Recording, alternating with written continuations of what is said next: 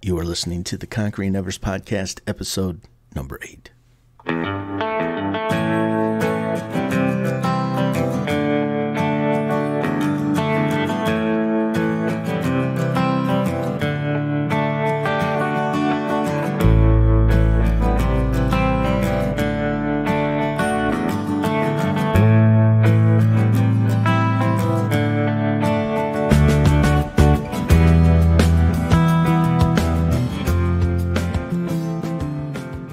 Welcome to the Conquering Everest podcast. My name is Brian Salor, and thank you. Thank you so much for spending a part of your day here with me. My mom used to tell me when I was a kid that excuses are like buttholes. That's not the word she used, but we'll keep it PG. Excuses are like buttholes. Everybody's got one. Right? And I don't know, there's just little things that your parents say to you when you're growing up that I imagine stick with you your entire life. The other one that she used to say to me that I enjoy is, dream in one hand and crap in the other and see which one fills up quicker. I don't remember the context in which she used to use that. She never discouraged me to chase any dreams. I guess it was just her way of saying, you know what, you got to deal with the here and now. And then the rest will fall into place. But I'm here today. I want to talk about excuses and the excuses we make to ourselves. The reason these excuses are the reasons that maybe our life isn't exactly how we want it to be. It could be the reason we're not successful. Tell you a little story. So way back in the day, I don't want to date myself too much, but way back when. In the olden days, right, when we used to have to walk to school barefoot, uphill, both ways, to and from, in the snow, those olden days. Me and my cousin were playing in my backyard, and the house I lived in at the time, it had this long staircase that went up to an upstairs, back porch area. And we're in the backyard, and we're fooling around, we decide we're going to play superheroes. And my cousin's like, hey, I'm Spider-Man, and I am Spider-Man because I can climb like a spider. And off he went. He was climbing up trees. He was climbing up the side of the porch. He was, doing all the things that you would expect Spider-Man to do. And that kind of ticked me off a little bit as a kid because I'm like, okay, who's better than Spider-Man? Spider-Man can spin webs. He can climb trees, jump, get to the top of a tall building. Who? Okay, who? Superman. That's right. I'm Superman. I can fly. I can leap tall buildings in a single bound. My cousin looks at me and he's like, you're not Superman. Yes, I am. No, you're not. Yes, I am. No, you're not. And of course, I did what any kid would do in that situation of you can't tug of war. I said, okay, fine. I'm going to prove it. I'm going to fly. So I went and I got this blanket. It was my baby blanket, and I tucked it into the back of my shirt, and I made it into a cape. And I proceeded to climb those stairs leading up to the upstairs back porch area. And I don't know how high I climbed. I didn't go all the way up. I wasn't, I had a lick of sense in my little young brain, but I went high enough for a 5-year-old and, made sure my cape was straight. And I gave out the old Superman yell, up, up, and away. And I hit the concrete faster and harder than I expected. And the good news is I flew for about 2 seconds. Bad news is my nose exploded on impact once I hit the concrete. And I still have residual effects from that moment all these years later, all these many, many years later. But as I think about that time in my life, that story, and with the significance of it, that was the day I would say that I became an excuse maker, right? I had scared myself with that one moment in that, I got hurt, went to the hospital, all that good stuff. And I convinced myself in that moment that I'm afraid of heights. There's no way I can. No, I'm not climbing on anything. I'm not climbing trees. I'm not going on top of the clubhouse. None of that, because I was scared. Now I was scared. My thinking was, well, if I climb to a height, I could fall and break my nose. I could fall and break a leg. And so anytime my friends would come over and they'd want to go and do, what most 5, 6, 7-year-olds want to do, right? You climb trees, you get up on the roof of things, you jump off of things. I don't know. Maybe your childhood was different. That's how mine was. We used to, back in the day when we used to actually play, right? Before we had all the video games and all that, that would melt our minds into, goo. But, I would find an excuse. No, I'm not going to do that. No, I can't do that. Can't do it because of this. I can't do it because of that. And that excuse maker, and really what it comes down to is fear, right? We make excuses out of fear, in my opinion. And as I went through life, I could see instances in time, or I remember instances in time where I came up with an excuse. Oh, I don't have time, right? That's a big one. Everybody's got that excuse. Nobody ever has time for whatever. And the truth is, if you really wanted something bad enough and you gave yourself the permission to have courage and do it, you would make the time. But, hey, I don't have time. I can't do that. Maybe next week. Hey, could you look me up next week? Then you leave your phone off the entire next week, right? Because you don't want to get that call. Oh, I can't do that because, I don't have the skills. I don't have the talents. What are some other excuses we think of? Oh, well, my back kind of hurts today. I can't go do that today. I don't know. Think about the excuses in your life when you're confronted with an opportunity. And I'm not talking about climbing trees or jumping off of stairs or anything like that. Grown-up talk now, right? You're grown up. It would be kind of weird if one of your adult friends said, hey, you want to go climb a tree with me? I don't know. That would seem a little weird. But maybe. I don't know. Maybe that's your shtick. I don't know. There's people that climb off mountains, jump out of planes, right? But when you think about opportunity, think about the opportunities that you've had in your life, and especially the opportunities that never came to fruition, the opportunities that never turned out. And what was your excuse? What was your excuse in that moment? Did you feel like you weren't talented enough to maybe apply for a certain job? Or, maybe, you didn't have time to, I don't know, whatever. Each of us is going to be a little bit different in what it was that we turned our back on out of this fear. So we made this excuse.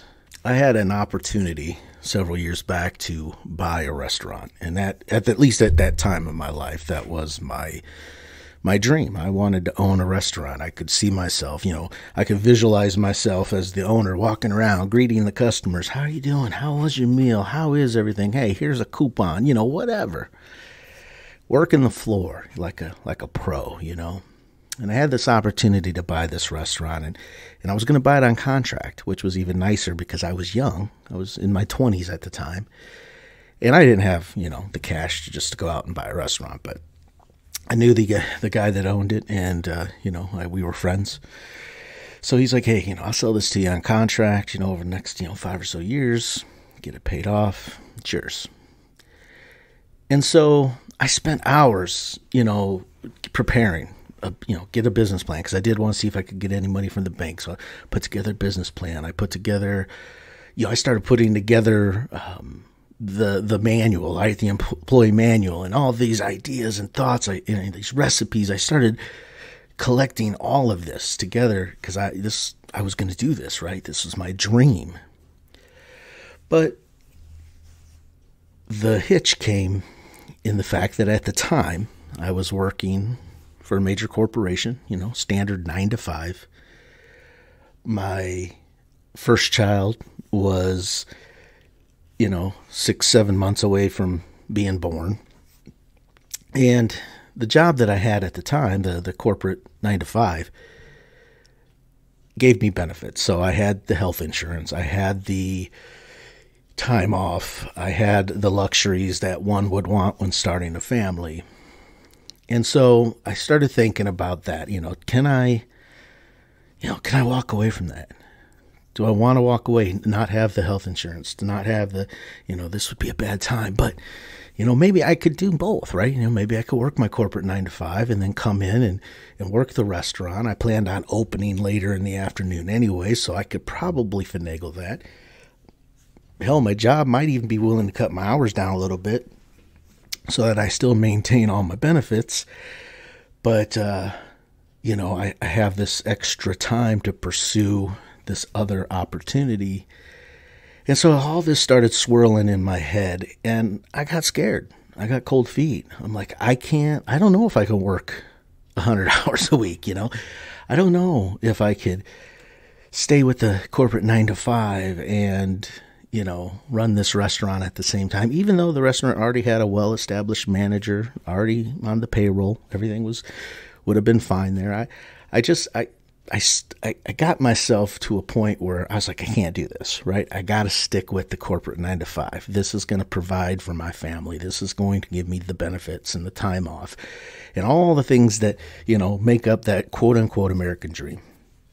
So I turned my back on the restaurant. I went ahead and canceled the deal, and he ended up selling it to somebody else, and I went on my merry business. But, here over 20 years later, it still bugs the heck out of me because I think about that all the time. Like, what if I would have just said, you know what? I don't know what the future holds, but here's what I'm going to do. Here's the steps I'm going to take to give it the very best try possible. If it doesn't work out, so be it, right? You have an exit plan. You have an exit strategy in place. But I made an excuse. Oh, hey, man, sorry I can't buy this restaurant. My wife's, she's pregnant with our first child, and, I got this job and it's got security, and I walked away. I walked away with an excuse, but really why I walked away was because I was afraid that I would fail, that I would fail as a restaurant owner, that I wouldn't be able to put in the time or the effort or the energy to do that and to do this other job, even though, the corporate job honestly would have probably been temporary. I would have kept it till I had an opportunity to segue full time into the restaurant world. I don't know what would have happened. I might have been hugely successful, and there may be a string of restaurants coast to coast now with my name on the banner, but I'll never know because I made an excuse, right? I'm going to encourage all of you within the sound of my voice to do something for yourself today. What I'd like you to do is, get yourself a pad, a paper, and a pen, and I want you to think back over the span of your life and think of opportunities that you walked away from. It could be good or bad. It doesn't really matter. I just want you to think about those opportunities that you walked away from. Was it a relationship that you walked away from? Was it a job you walked away from, or a job opportunity, or a relationship opportunity? Did you walk away from buying a house and you decided to rent? I mean, just anything that you can think of, that an opportunity that's still in the forefront of your mind. Think of what that opportunity was, write it down, and then write down the reason you didn't go through with it. And these can be any opportunities, big or small, right? It could be a job that you didn't apply for. It could be a relationship you didn't pursue. It could be a house you decided not to buy. Whatever is on your mind that you still today sit here and go, man, I wish I would have done things differently. Think of those opportunities and think about the reason you gave yourself not to pursue with it, right? Didn't have time, didn't have the knowledge, didn't have the skill.